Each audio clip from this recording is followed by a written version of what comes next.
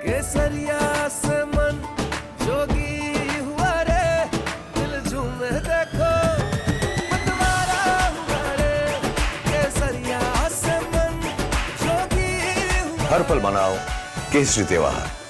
विमल, बोलो जुबान केसरी।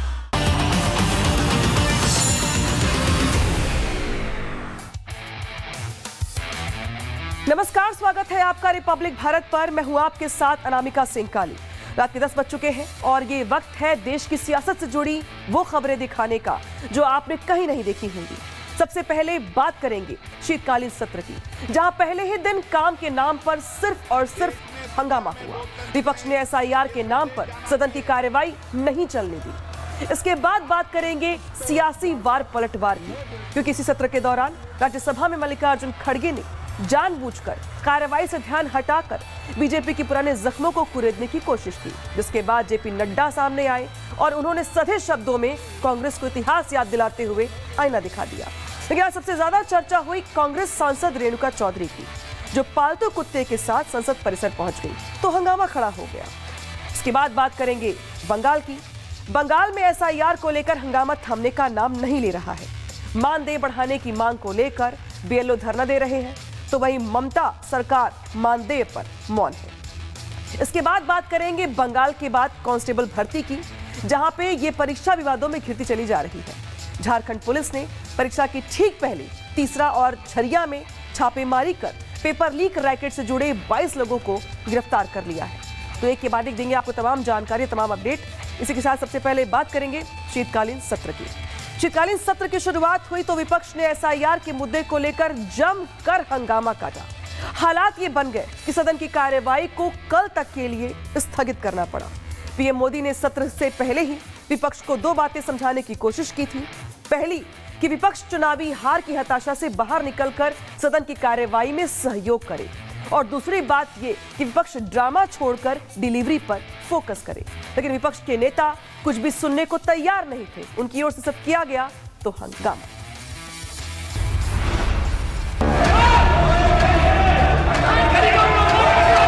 वोट के बाद भी वोट लोकतंत्र में भागीदारी। ड्रामा करने के लिए जगह बहुत होती है, जिसको करना है करते रहें। संसद के शीतकालीन सत्र के पहले दिन वही हुआ जिसका पहले से अंदेशा था। विपक्ष का हंगामा, शोर शराबा और नारेबाजी।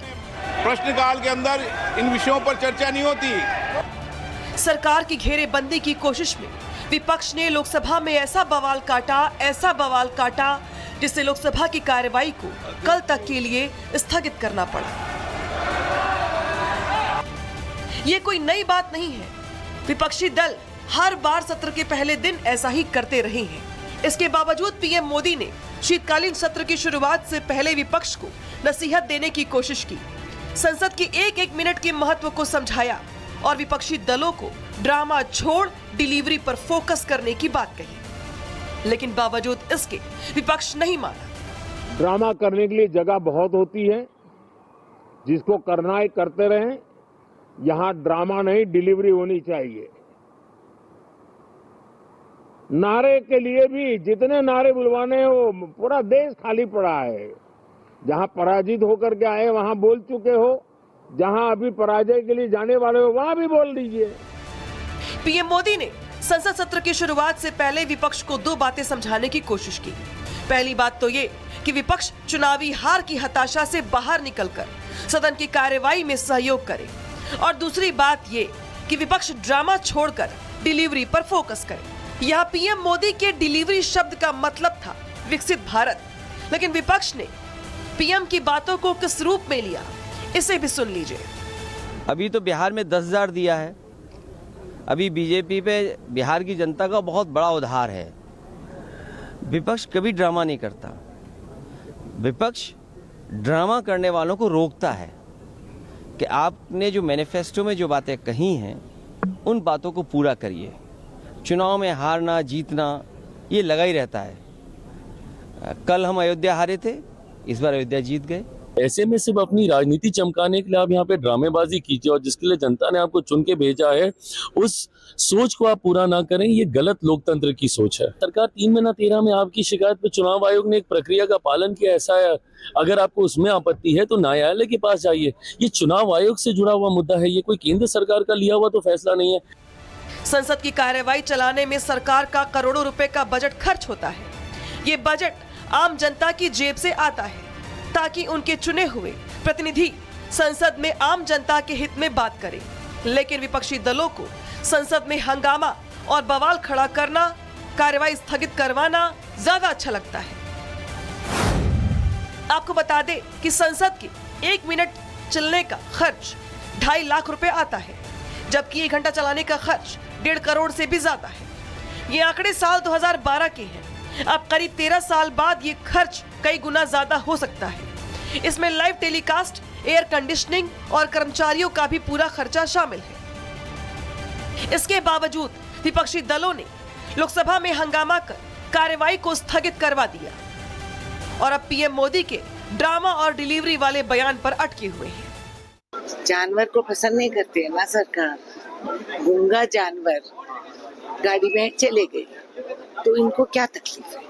काटने वाला कुत्ता दिखा क्या? इतनी सी तो है, काटने वाले और है पार्लियामेंट में, कुत्ते नहीं। पार्लियामेंट की प्रोसीडिंग है उसको वॉश आउट करने की जो इनकी साजिश होती है वो इनसे जो है वो इनका पॉलिटिकल एग्जिस्टेंस ही जो है वॉश आउट करता जा रहा है। तो आप जो है वो डिबेट करिए, डिस्कशन करिए और जो भी पार्लियामेंट के डिसीजन है उसमें पार्टिसिपेट करिए। लेकिन आप हुड़दंग, हंगामा, हाहाकार के जरिए जो है वो पूरी की पूरी संसदीय कार्यवाही को जो है वो हाईजैक करने की कोशिश करेंगे तो इसे कोई स्वीकार नहीं करेगा।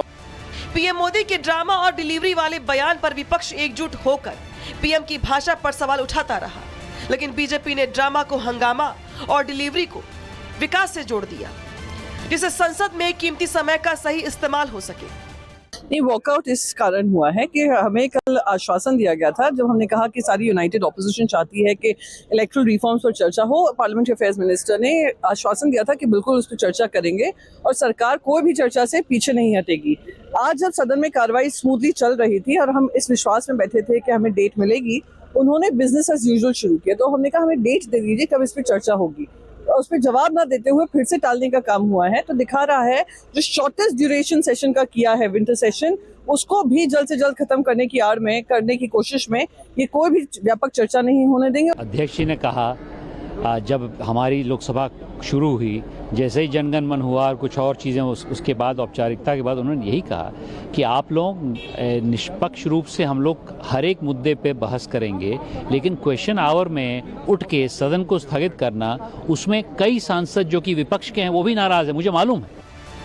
पीएम मोदी ने विपक्ष को 2 बातें समझाकर संसद का सत्र सुचारू रूप से देश के हित में चलाने की पहल की, लेकिन विपक्ष ने पीएम मोदी की बातों पर भी विवाद खड़ा कर दिया। ऐसा नहीं है कि विपक्ष को पीएम की बातें समझ में नहीं आई होंगी, उन्हें पीएम की बातें अच्छे से समझ में आ गई होंगी और उनका मतलब भी समझ में आ गया होगा, लेकिन उन्हें तो करना वही था जिसकी पहले से ही विपक्ष ने प्लानिंग कर रखी थी। ऐसे में अब सोचना आपको है कि सदन की कार्यवाही न चलने के पीछे आखिर कौन है। Bureau report, Republic Bharat. तो ड्रामा वर्सेस डिलीवरी की तस्वीर आज दिन भर दिखाई देती रही, जब यहां पे विपक्षी नेताओं की ओर से हंगामा किया जाता रहा। हालांकि पीएम मोदी ने सत्र की शुरुआत के पहले ही ये नसीहत दी थी, सलाह दिया था कि भाई ये जो मौका है, ये मौका है जनता के मुद्दों को उठाने का, लेकिन विपक्ष की ओर से अलग अलग मुद्दों को लेकर हंगामा जारी रहा और पूरा का पूरा दिन आज बेकार चला गया। बढ़ते हैं आज एक और खबर की। शीतकालीन सत्र के पहले दिन एक तरफ विपक्ष की ओर से हंगामा लगातार जारी रहा, तो वहीं दूसरी ओर कांग्रेस नेता मल्लिकार्जुन खड़गे और बीजेपी नेता जेपी नड्डा के बीच तीखी नोकझोंक भी देखने को मिली। इस दौरान खड़गे ने नए सभापति सीपी राधाकृष्णन का अभिवादन कर पूर्व सभापति जगदीप धनखड़ के अचानक इस्तीफे पर सवाल खड़े कर दिए। तो वहीं बीजेपी ने कांग्रेस को इतिहास याद दिलाया कि जब जगदीप धनखड़ उपराष्ट्रपति थे तो कांग्रेस ने कैसे उनका अपमान किया था। दिखाते हैं आपको रिपोर्ट। ज्यादा न देखे, उसमें खतरा है।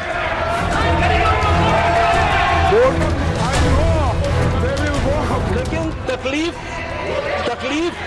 तकलीफ को डॉक्टर के सामने बोलना चाहिए। राज्यसभा में कार्यवाही शुरू होते ही कांग्रेस नेता मल्लिकार्जुन खड़गे ने जानबूझकर कार्यवाही से ध्यान हटाकर बीजेपी के पुराने जख्मों को कुरेदने की कोशिश की।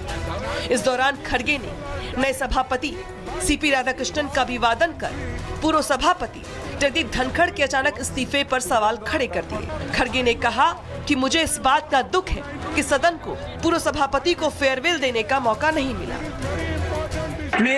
आप बैठिए। I was disheartened that the House did not get an opportunity to bid him a farewell. खड़गे यही नहीं रुके, उन्होंने बीजेपी पर तंज कसते हुए नए सभापति से अपील किया कि सत्तारूढ़ दलों की बेंचों की तरफ ना देखें क्योंकि उसमें खतरा है। इसके बाद खड़गे ने नए सभापति से दोनों तरफ संतुलन बनाए रखने की बात कही। उनके परिवार के कांग्रेस से कनेक्शन को भी याद दिलाया। आप अपने आसन से उस तरफ ज्यादा न देखें, लेकिन इसमें आप इधर नहीं देखेंगे तो ये भी खतरा है। बैठिए भैया, आप उधर देखेंगे तो बैठिए, अगर इधर नहीं देखेंगे तो वो भी खतरा है। तो इसलिए दोनों तरफ आप संतुलन बना रखेंगे तो अच्छा होगा। राज्यसभा में खड़गे की तरफ से पूर्व सभापति का जिक्र करने पर जेपी नड्डा ने मोर्चा संभाल लिया और खड़गे से सम्मान कार्यक्रम की गरिमा बनाए रखने की बात कही। नड्डा ने खड़गे पर तंज कसते हुए हाल के चुनाव में कांग्रेस की करारी हार का जिक्र किया। इस दौरान नड्डा ने कहा कि आपको बहुत दर्द हुआ है, लेकिन आपको अपना दर्द और तकलीफ किसी डॉक्टर को बतानी चाहिए। बिहार की हार ने, हरियाणा की हार ने, महाराष्ट्र की हार ने काफी तकलीफ पहुंचाई है, लेकिन तकलीफ को डॉक्टर के सामने बोलना चाहिए। तो जब डॉक्टर के सामने वक्त आएगा तो आप बोलिएगा, और जब समय आएगा तो बोलिएगा। नड्डा के बाद संसदीय कार्य मंत्री किरण रिजिजू ने भी खड़गे को जवाब दिया। इस दौरान रिजिजू ने खड़गे को याद दिलाया कि उन्होंने पूर्व सभापति के खिलाफ किस भाषा का इस्तेमाल किया था। रिजिजू ने खड़गे को ये भी याद दिलाया कि विपक्ष पूर्व सभापति को हटाने के लिए संसद में अविश्वास प्रस्ताव तक ले आई थी। ये बहुत अनफॉर्चुनेट है। मैं सदन पर सिर्फ इतना याद दिलाना चाहता हूं कि आप लोगों ने भूतपूर्व उपराष्ट्रपति को, भूतपूर्व चेयरमैन को जिस भाषा का इस्तेमाल करके आप लोगों ने जो अपमान किया, आप क्या वो भूल गए? आप लोगों ने भूतपूर्व चेयरमैन के बारे में जो अनाप शनाप बात करके आप लोगों ने रिमूवल मोशन जो सर्व किया है, और जो भाषा, वो कॉपी अभी भी हमारे पास है। कांग्रेस पार्टी और आप लोगों ने फॉर्मर वाइस प्रेसिडेंट के खिलाफ जो भाषा का इस्तेमाल किया, जो आप लोगों ने रिमूवल नोटिस में जो शब्दों का इस्तेमाल किया, आप लोग खुद सोचिए कि चेयर का गरिमा को आप लोगों ने कितना तार-तार किया है। राज्यसभा हो या फिर लोकसभा, विपक्ष सदन की कार्यवाही डाइवर्ट करने की हर कोशिश करता रहा। कभी हंगामा होता रहा तो कभी अनावश्यक मुद्दों पर समय बर्बाद किया जाता रहा, लेकिन सरकार इस बार सत्र पर विशेष फोकस कर रही है,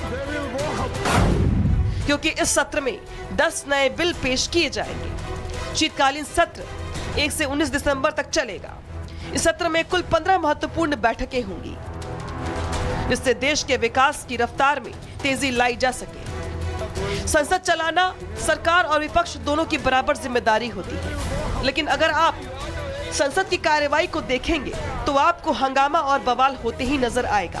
विपक्ष और पक्ष के बीच आपसी छींटाकशी भी खूब दिखेगी। लेकिन सवाल ये है कि क्या विपक्षी दलों ने सदन को भी सियासी अखाड़ा बना दिया है? आखिर संसद में जनता के मुद्दों पर बात कब होगी? और सबसे बड़ा सवाल तो ये कि संसद में हंगामे और बवाल का जिम्मेदार कौन है? Bureau report, Republic Bharat. तो जहां जनता के मुद्दे उठाए जाने थे, जनता के मुद्दों पर बात होनी चाहिए थी, वहां हुआ तो सिर्फ और सिर्फ हंगामा। संसद सत्र में एक तस्वीर और भी ऐसी सामने आई जिसने सभी सांसदों को हैरान कर दिया। कांग्रेस सांसद रेणुका चौधरी पालतू कुत्ते को गाड़ी में लेकर संसद भवन पहुंच गई, जिससे नया विवाद खड़ा हो गया। लेकिन इससे ज्यादा हैरान करने वाली बात यह थी कि संसद में डॉग को लेकर आने को लेकर सांसद ने ऐसा जवाब दिया जिसने और विवाद खड़ा कर दिया। क्या कुछ कहा गया उनकी ओर से, सफाई के तौर पे सुनवाते हैं आपको रिपोर्ट के जरिए।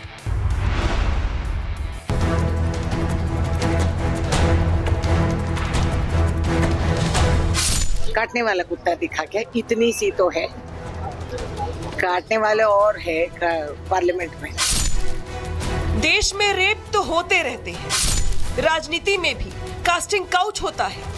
संसद में महिलाएं सुरक्षित नहीं हैं, संसद चलाने वाले नालायक हैं तो नहीं चलाएंगे। ये वो बयान है जो कांग्रेस की पुरानी नेता रेणुका चौधरी की जुबान से निकले और विवादों का कारण बन गए। ये वो बयान है जिन्होंने न सिर्फ कांग्रेस की छीछा लेदर करवाई, बल्कि रेणुका चौधरी की सियासी समझ और भाषा शैली पर भी प्रश्न चिन्ह लगा दिए। लेकिन कांग्रेस के लिए बार बार मुश्किलें खड़ी करने वाली रेणुका चौधरी कहां मानने वाली है। अपने विवादित बयान के लिए कुख्यात हो चुकी रेणुका ने एक बार फिर से अपनी ही पार्टी की किरकिरी करवा दी है। यही नहीं, संसद की मर्यादा को तार तार करने वाले और संसद के कर्तव्य को चोट पहुंचाते हुए कुछ ऐसा बोल गई जिसने सियासी बवंडर खड़ा कर दिया। दरअसल मौका था शीतकालीन सत्र का, पहला दिन था और विपक्ष सरकार को घेरने की रणनीति के साथ मैदान में उतरा था। लेकिन दिल्ली की ठंडी में सियासत तब गर्मा गई जब कांग्रेस सांसद रेणुका चौधरी एक स्ट्रीट डॉग को लेकर संसद परिसर में पहुंच गई। कांग्रेस सांसद रेणुका चौधरी का कुत्ते के साथ संसद पहुंचने की तस्वीर देखते ही देखते इंटरनेट पर वायरल हो गई। तस्वीरें सुर्खियां बटोरने लगी, जिसके बाद बीजेपी ने इसे संसदीय गरिमा और प्रतिष्ठा का उल्लंघन करार दिया। साथ ही रेणुका चौधरी पर सवाल दागे। कहते मुद्दे लेकर जाओ, वो कहते नहीं कुत्ते लेकर आएंगे, मुद्दे लेकर नहीं आ पाते।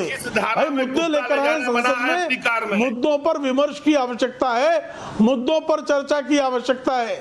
अरे भाई सुअर लेके आप रह लिए ना, पूरा सुअर को सिर पे बैठा लीजिए। आमा यह है, माननीय प्रधानमंत्री जी को हाथ जोड़ के विनती करता हूं कि कुत्ता के बहाने बहस से भागने का प्रयत्न ना करें। देखिए कुत्ता तो ला करके कांग्रेस ने आपको मदद कर दी कि डिबेट कहीं और मुड़ जाए। बीजेपी ने सवाल खड़े किए तो सांसद महोदया को गुस्सा आ गया। उसके बाद जो हुआ उसका अंदाजा किसी को नहीं था। माननीय सांसद महोदया ने स्ट्रीट डॉग के साथ संसद भवन में एंट्री को जायज ठहराया। यही नहीं, सांसदों पर टिप्पणी ऐसी कर दी जिसकी उम्मीद किसी को नहीं थी। जानवर को पसंद नहीं करते है ना सरकार।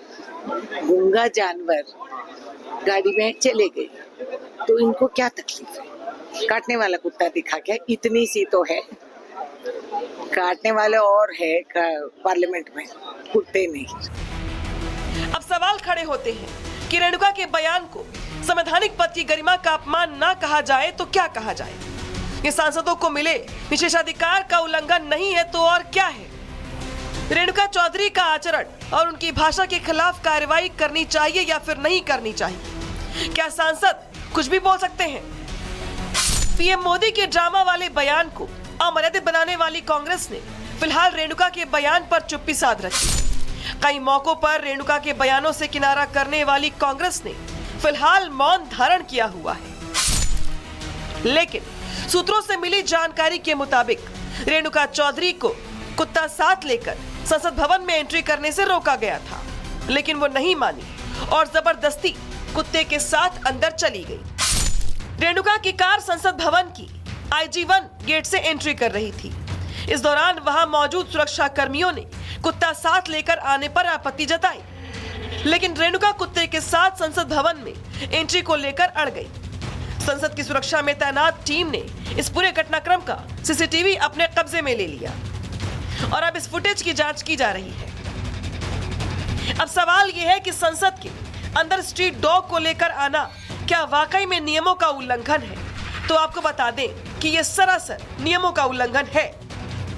संसद में पालतू जानवरों को लेकर आने को नियमों का उल्लंघन माना जाता है। संसद के कानून के मुताबिक यह संसद भवन परिसर व्यवहार और आचरण नियम और लोकसभा हैंडबुक फॉर्म मेंबर्स के तहत गलत है। संसद भवन परिसर व्यवहार और आचरण को लेकर नियम है, जिसके तहत परिसर में केवल अधिकृत व्यक्ति, वाहन और सुरक्षा क्लियरेंस प्राप्त सामग्री ही ले जा सकते हैं। पालतू जानवरों को परिसर में प्रवेश की अनुमति नहीं है। ये नियम संसद की सुरक्षा ब्रांच लागू करती है। लोकसभा हैंडबुक फॉर मेंबर्स इस हैंडबुक में स्पष्ट रूप से इसका उल्लेख किया गया है। हैंडबुक में दर्ज है कि संसद या संसद भवन में कोई भी ऐसी वस्तु, जीव या सामग्री नहीं लाई जा सकती जो सुरक्षा या मर्यादा को प्रभावित करे।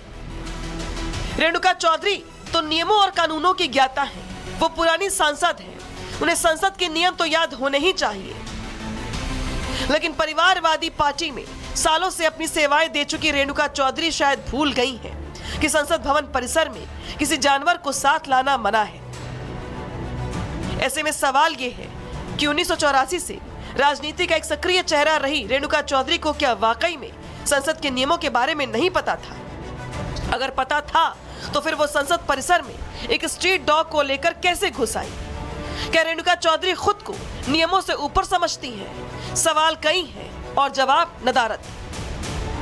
लेकिन जवाब रेणुका चौधरी को भी देने होंगे और उनकी पार्टी कांग्रेस को। Bureau report, Republic Bharat. Bengal के बाद यूपी में भी एसआईआर की प्रक्रिया लगातार जारी है, लेकिन यहां भी विपक्ष एसआईआर पर राजनीति कर रहा है। विपक्ष लगातार इसका विरोध कर रहा है और सरकार पर गंभीर आरोप भी लगा रहा है। लेकिन यूपी में सरकार ने अवैध घुसपैठियों के खिलाफ अभियान तेज कर दिया है। सरकार सभी घुसपैठियों के वैध दस्तावेज चेक कर रही है और अवैध पाए जाने पर कार्रवाई भी कर रही है। इसी के चलते विपक्ष में अब भारी बौखलाहट है। ये रिपोर्ट दिखाते हैं आपको यूपी से।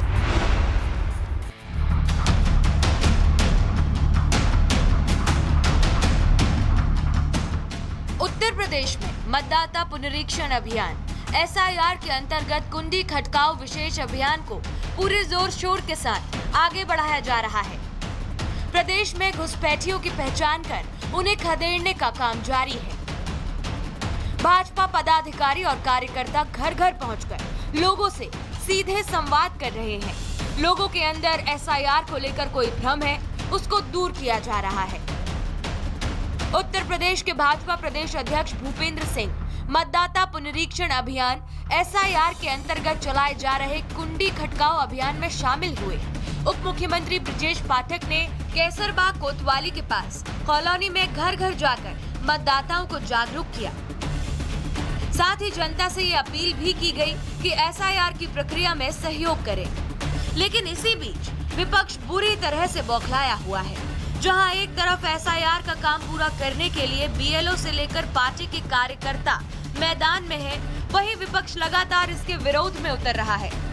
जनता के भरोसे को जीतने के बजाय एसआईआर की आड़ में विपक्ष केंद्र सरकार और चुनाव आयोग पर ही उलझुल आरोप लगा रहा है।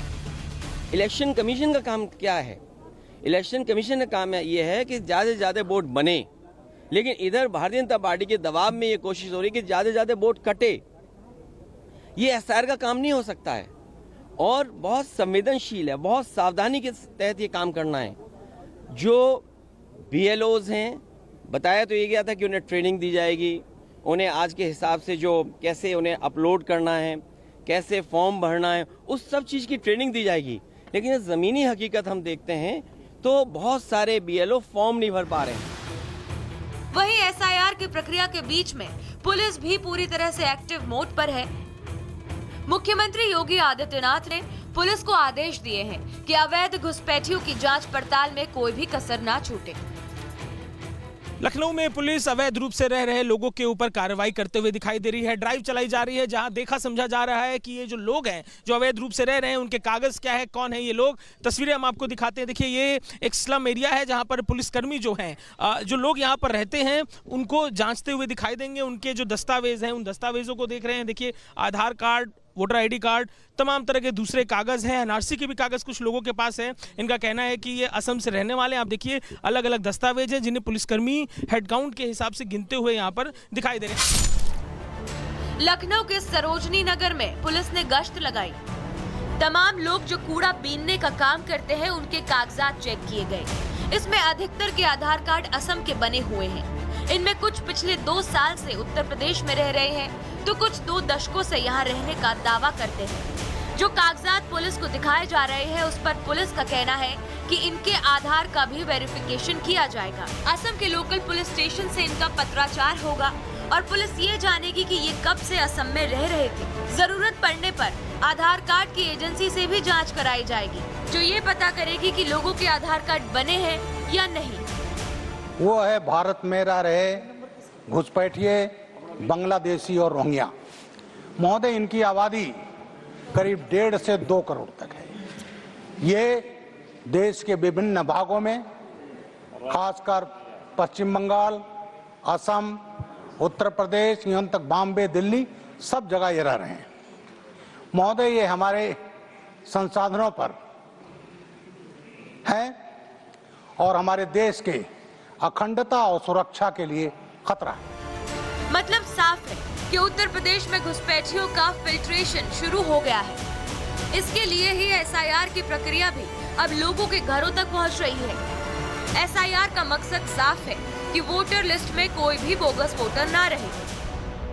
फिर भी विपक्ष इसे राजनीति के रूप में देख रहा है। अखिलेश यादव ने साफ कर दिया है कि इस प्रक्रिया में उनके वोट काटे जा रहे हैं।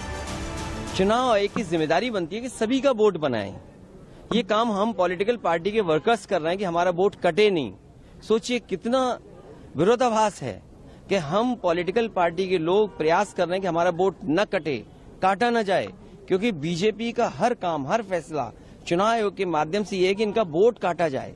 हम अपना वोट बचाने के लिए लड़ाई लड़ रहे हैं। ये रिवीजन किस बात के लिए हो रहा है? रिवीजन इसलिए हो रहा है कि बीजेपी कैसे मदद की जाए।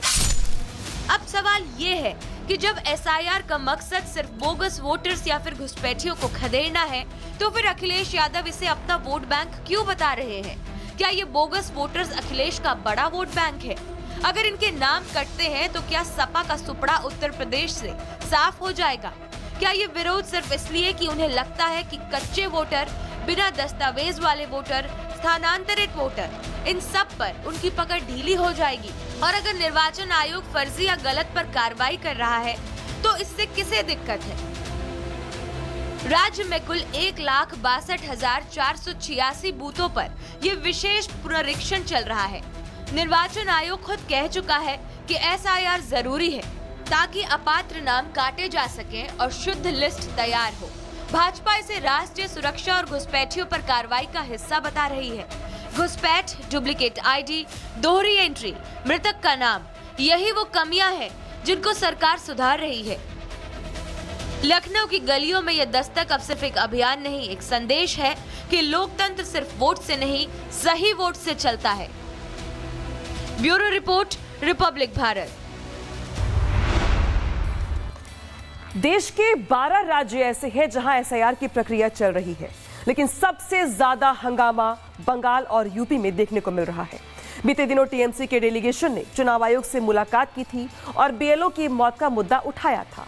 तो वहीं आज कोलकाता की सड़कों पर भी ये मुद्दा गूंजता रहा। कोलकाता में सैकड़ों की संख्या में बीएलओ ने नारेबाजी करते हुए इलेक्शन कमीशन के दफ्तर को घेर लिया। दिखाते हैं आपको रिपोर्ट कोलकाता से।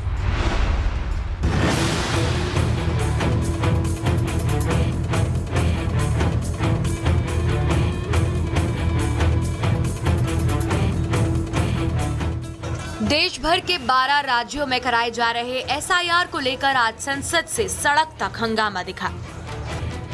संसद में विपक्षी दलों ने एसआईआर के मुद्दे को लेकर हंगामा किया, तो वहीं पश्चिम बंगाल के कोलकाता में बूथ लेवल ऑफिसर यानी बीएलओ ने सड़क पर उतरकर विरोध प्रदर्शन किया है। कोलकाता में सैकड़ों बीएलओ ने नारेबाजी करते हुए इलेक्शन कमीशन दफ्तर का घेराव किया। इस दौरान आक्रोशित बीएलओ ने चुनाव आयोग के दफ्तर में भी घुसने की कोशिश की। बीएलओ अधिकार रक्षा समिति के बैनर तले प्रदर्शन कर रहे बीएलओ ने बेहतर कार्य स्थिति की मांग की और प्रशासन पर आरोप लगाया कि उन पर काम का दबाव डाला जा रहा है, जिससे 5 बीएलओ की मौत हो चुकी है। कोलकाता में जब बीएलओ का विरोध प्रदर्शन चल रहा था, तब बीजेपी का डेलीगेशन चुनाव आयोग को अपना ज्ञापन सौंपने पहुंच गया।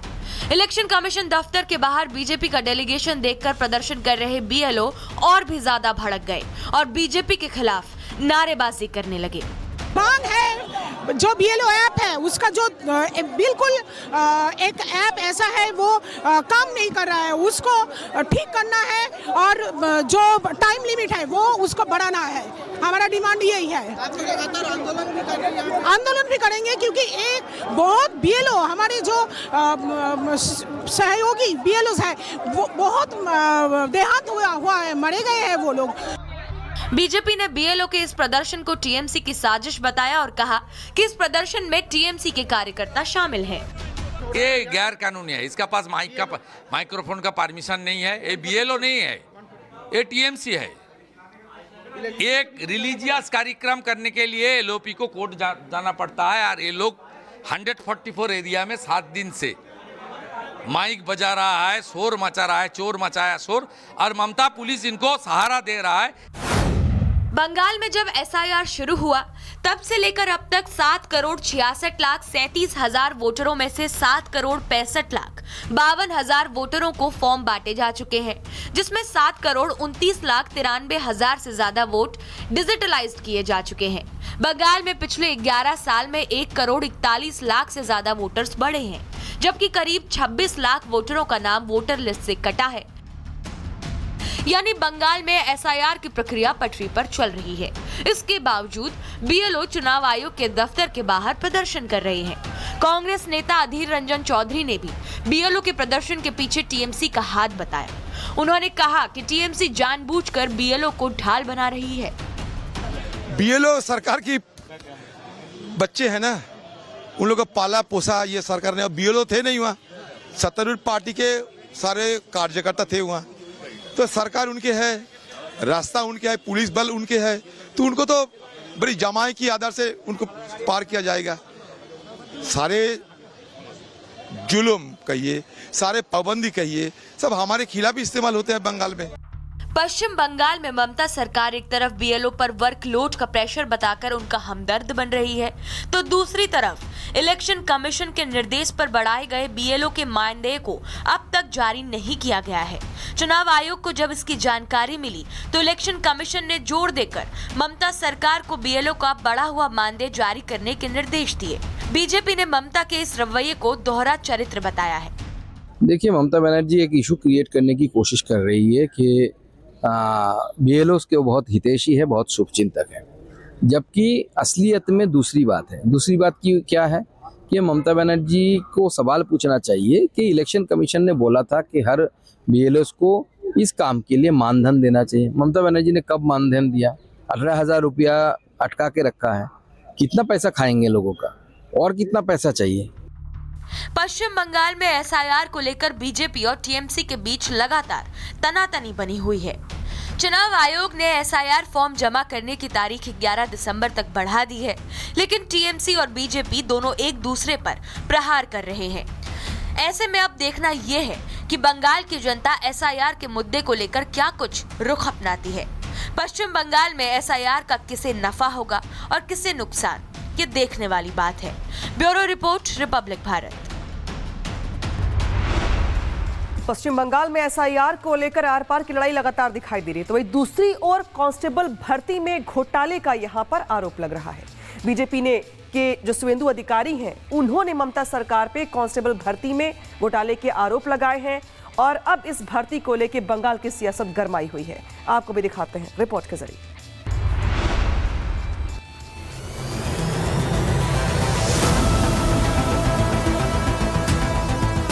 पश्चिम बंगाल में कांस्टेबल भर्ती परीक्षा विवादों में घिरती जा रही है। झारखंड पुलिस ने परीक्षा के ठीक पहले तीसरा और झरिया में छापेमारी कर पेपर लीक रैकेट से जुड़े 22 लोगों को गिरफ्तार किया है। इन आरोपियों में से 14 आरोपी परीक्षार्थी हैं। छापेमारी के दौरान आरोपियों के पास से 272 admit card, 70 mobile phone, 40 Bluetooth device, कई कलाई घड़ियां, मोबाइल चार्जर, पहचान पत्र और अन्य उपकरण बरामद किए गए हैं। कांस्टेबल भर्ती परीक्षा के पहले जो कार्रवाई हुई वो तो हुई, लेकिन अब परीक्षा के बाद बीजेपी नेता सुवेंदु अधिकारी ने ममता सरकार पर कांस्टेबल भर्ती परीक्षा में घोटाले का आरोप लगा दिया है। 30 नवंबर को हुई परीक्षा को लेकर सुवेंदु अधिकारी का आरोप है कि इसमें अनियमितताएं हो सकती हैं, क्योंकि जिस OMR शीट की कार्बन कॉपी उम्मीदवारों को दी गई उस पर कोई सीरियल नंबर नहीं है। इससे साफ है कि OMR शीट बदली जा सकती है। ये बंगाल सरकार काल जो किया, सीधा सीधा फिर नकली घोटाला किया, कार्बन कॉपी नहीं दिया है। कार्बन कॉपी नहीं दिया मीन्स इसको टेम्पर करेगा, इसको जैसे SSC किया था फॉर्म को चेंज करेगा। आज जिसका पास रिश्वत लिया है, जिन्होंने भाई भतीजा बाद में जिनको नौकरी देने वाला है, उसको टारगेट करके बुला के OMR का फॉर्म फिलअप कराएगा। सुवेंदु यही नहीं रुके, उन्होंने OMR शीट दिखाते हुए कहा कि सरकार और उनके नुमाइंदे इस भर्ती में घोटाला करना चाहते हैं। उन्होंने जिनसे पैसे लिए हैं उन्हें फायदा पहुंचा सकते हैं। जो मेरिटोरियस है, जो जिसको सही तरीके से नौकरी मिलना चाहिए था एग्जाम में, रिटन एग्जाम में, वो नहीं होगा, वो वंचित होगा। इसलिए ये एलिगेशन बहुत स्ट्रांग एलिगेशन है। पश्चिम बंगाल की बेरोजगार अनएम्प्लॉयड यूथ का साथ ये सीधा सीधा इसका जो स्वप्न है, उस स्वप्न को तोड़ने के लिए भ्रष्टाचारी तृणमूल सरकार एक काम किया है। सुवेंदु अधिकारी ने बंगाल की पुरानी भर्तियों में घोटाले का उदाहरण देते हुए युवाओं से अपील किया कि आने वाले चुनाव में ममता बनर्जी को बंगाल से उखाड़ फेंके। बीजेपी युवा मोर्चा इसके खिलाफ आने वाला दिन में आंदोलन करेगी और मैं नेता प्रतिपक्ष के नाते पश्चिम बंगाल को 2 करोड़ से ज्यादा बेरोजगार एडुकेटेड बेरोजगार नौजवान को एक ही गुंजाइश करूंगा, अगले 4-5 महीने के अंदर चुनाव होने वाला है। ये भ्रष्टाचारी ममता बनर्जी सरकार को उखाड़ फेंकिए। पश्चिम बंगाल के कांस्टेबल भर्ती परीक्षा में घोटाले का जो आरोप सुवेंदु अधिकारी लगा रहे हैं, उस पर अभी तक बंगाल सरकार या TMC के किसी भी नेता का कोई रिएक्शन सामने नहीं आया है। अब सवाल ये है कि आखिर अभ्यर्थियों के सीरियल नंबर वाली OMR शीट की कार्बन कॉपी क्यों नहीं दी गई? क्या बंगाल सरकार कांस्टेबल भर्ती में सच में घोटाला करना चाहती है? आखिर सुवेंदु अधिकारी के दावों में कितना दम है? फिलहाल झारखंड पुलिस का एक्शन लगातार जारी है। Bureau report, Republic Bharat. तो बंगाल में सियासत गरमाई हुई है, लेकिन अब सीधे बात करेंगे बंगाल के बाद बिहार की। बिहार की राजनीति में इन दिनों लालू यादव के महुआ बाग स्थित बंगले को लेकर हलचल तेज हो गई है। इसको लेकर फिर से सवाल खड़े हो रहे हैं और कानूनी कार्रवाई की बात होने लगी है। राबड़ी देवी को 10 सर्कुलर रोड खाली करने के नोटिस के बाद अब लालू यादव का ये बंगला दोबारा सुर्खियों में है। सत्ता पक्ष का आरोप है कि लालू अपना नया बंगला करप्शन के पैसों से खड़ा कर रहे हैं। सत्ता पक्ष ने साफ कहा है कि कानून सबके लिए बराबर है, चाहे कोई कितना बड़ा नेता क्यों ना हो। यह रिपोर्ट दिखाते हैं आपको, समझाएंगे आपको कि आखिर क्यों इस नए बंगले को लेकर बिहार की सियासत गरमाई हुई है।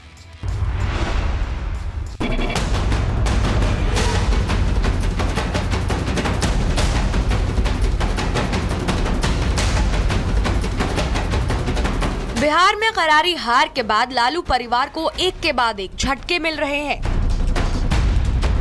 बिहार की राजनीति में इन दिनों लालू प्रसाद यादव के महुआ बाग स्थित विवादित बंगले को लेकर हलचल तेज हो गई है। राबड़ी देवी को 10 सर्कुलर रोड खाली करने के नोटिस के बाद अब लालू यादव का नया बंगला सुर्खियों में है।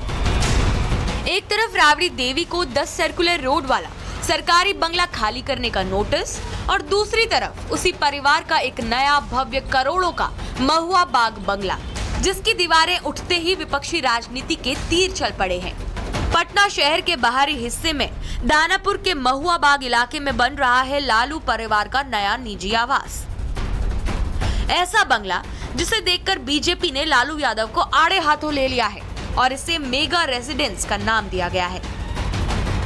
सवाल महुआ बाग का नहीं है, सवाल है टाइमिंग का। बिहार चुनाव में हार के बाद राबड़ी देवी को उनका 10 सर्कुलर रोड बंगला खाली करने का नोटिस दिया गया था और इसी वक्त लालू परिवार का नया निजी महल तेजी से तैयार होता दिख रहा है। राजनीतिक गलियारों में अब एक ही चर्चा है क्या ये बंगला पहले से बन रहा था या नोटिस का अंदाजा होते ही इसकी रफ्तार तेज हुई है? और क्या ये बंगला लालू परिवार का निजी सियासी कमांड सेंटर बनने जा रहा है? बीजेपी इस बंगले को लेकर लगातार हमलावर है। केंद्रीय मंत्री गिरिराज सिंह ने आरोप लगाया है कि लालू का नया महुआ बाग बंगला भ्रष्टाचार के पैसों से बन रहा है। बेचारे इसी के लिए तो जाने गए, जिंदगी भर भ्रष्टाचार करके संपत्ति अर्जित करना। अब जो भी बंगला है वो उनके कीर्ति का है। और आज के लिए फिलहाल इतना ही। कल फिर हाजिर होंगे कुछ ऐसी खबरों के साथ। रुक रहे हैं ब्रेक के लिए, कहीं मत जाइएगा, देखते रहिए रिपब्लिक भारत।